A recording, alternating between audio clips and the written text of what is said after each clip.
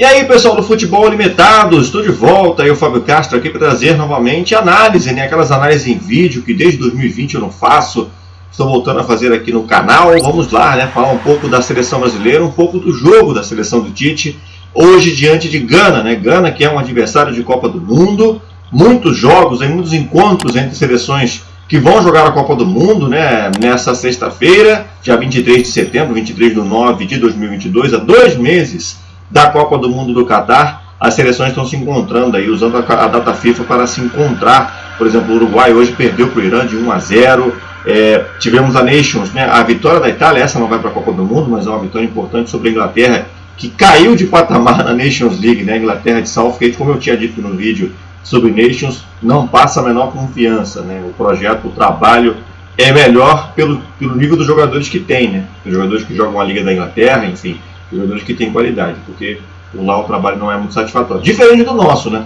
A seleção brasileira hoje teve um primeiro tempo de empolgar, um primeiro tempo de muita força física e de muita atitude, um time muito ofensivo. Ele tirou o Fred e botou o Lucas Paquetá, apesar do Éder Militão no time junto com o Thiago Silva, Éder Militão e Marquinhos, não significou 3 zagueiros, como eu havia especulado aqui na live do Noite FC, nada disso, não inventar é bom, né? O Éder Militão foi só o lateral direito mesmo, como ele foi a posição de origem. Não gostei muito, vou falar aqui mais à frente em relação a isso. Você que não estuda no Futebol Limitado, desde já eu peço que você se inscreva.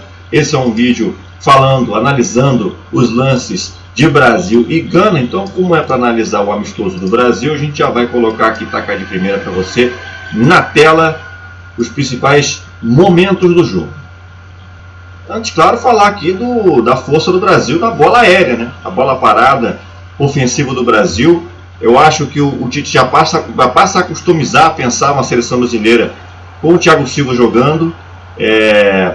Parece um pouco de incoerência com o que ele veio construindo ao longo das eliminatórias, a maioria dos jogos ali com o Militão e Marquinhos fazendo dupla de zaga.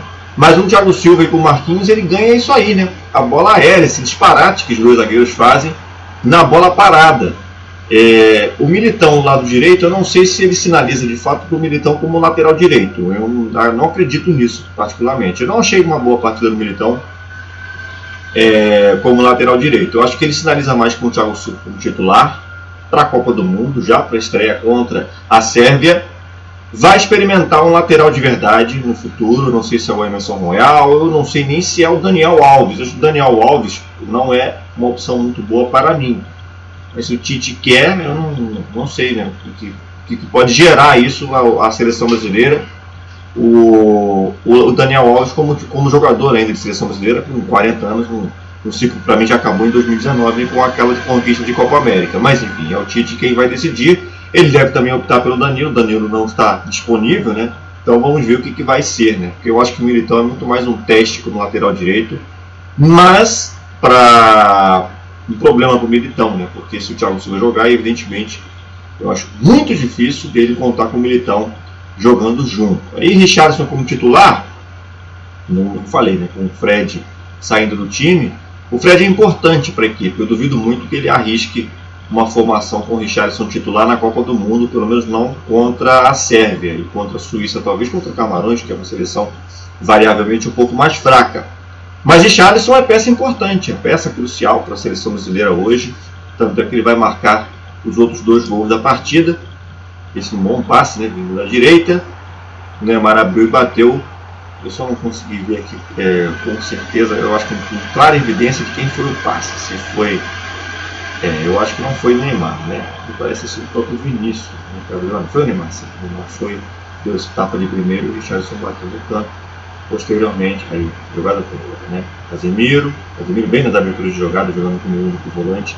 O passe feito para o Richarlison, ele bateu ali, aquela famosa banana, né? Colocada no canto esquerdo. E segundo o Luiz Roberto, o Pedro, né, é o cara mais capaz de fazer esse tipo de chute, sendo que o Lewandowski, como ele havia feito a comparação na época, faz um gol assim todo mundo. E aí novamente o Richarlison aí na cobrança de bola parada, aí sim, claro, o Neymar assistente, botou na cabeça do Pombo, o Pombo foi lá e guardou na primeira trave, bem posicionado, né, como sempre o Richarlison nessa bola aérea, marcando o terceiro gol, que parecia ser o sinal de uma goleada muito maior do que só 3-0, né? Mas não foi o que aconteceu. O segundo tempo mais devagar, o Brasil perdendo a oportunidade, sim, mas um pouco mais vagaroso nas ações de ataque.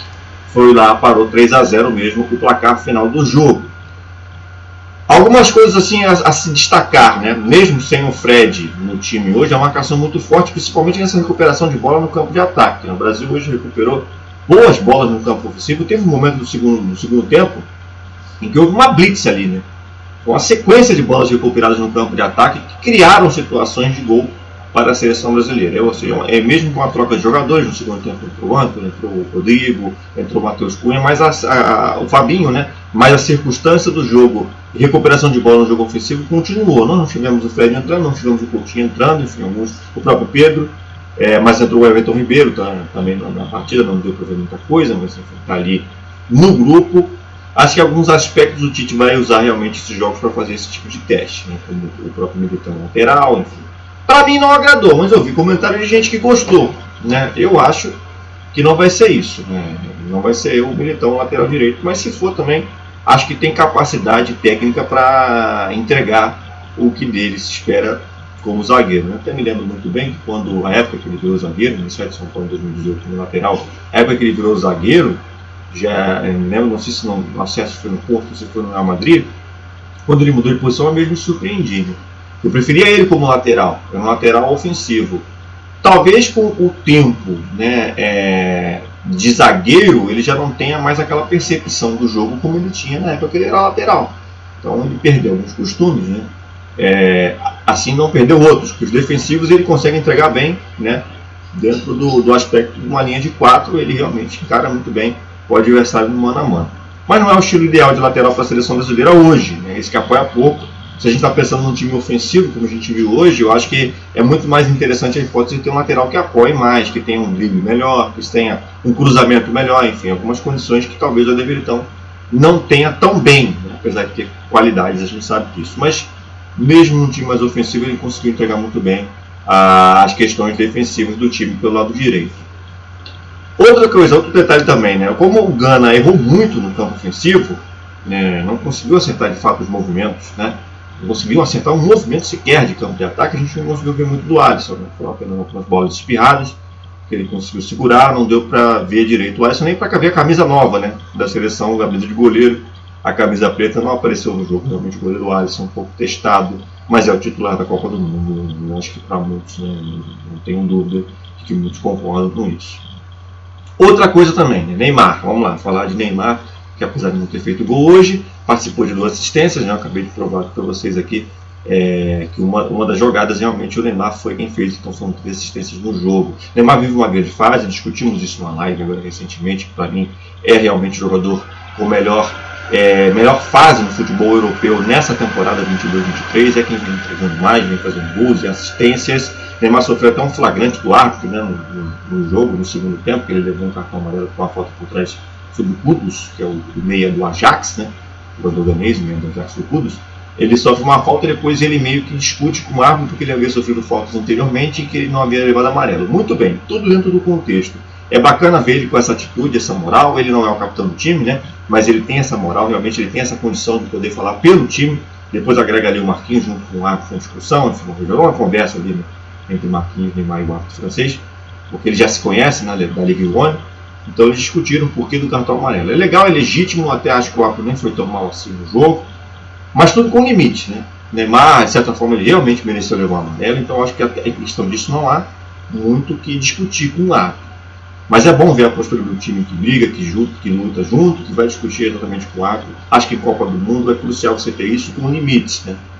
Não sendo tão agressivo a ponto de, por exemplo, levar o risco de levar um veneno. Tem que ter cabeça nessas horas. Acho que a seleção brasileira hoje, nesse ponto do Tite, tem isso e tem bastante.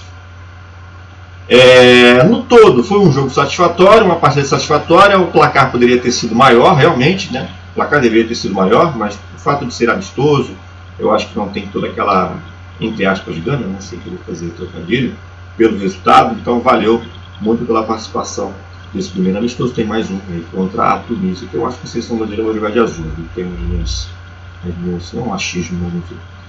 Sobre Tite, é uma análise cruel, né? Depender de ganhar essa Copa ou não para poder falar bem nesse ciclo de 6 anos. Né? Na seleção a gente tem que se desprender um pouco disso.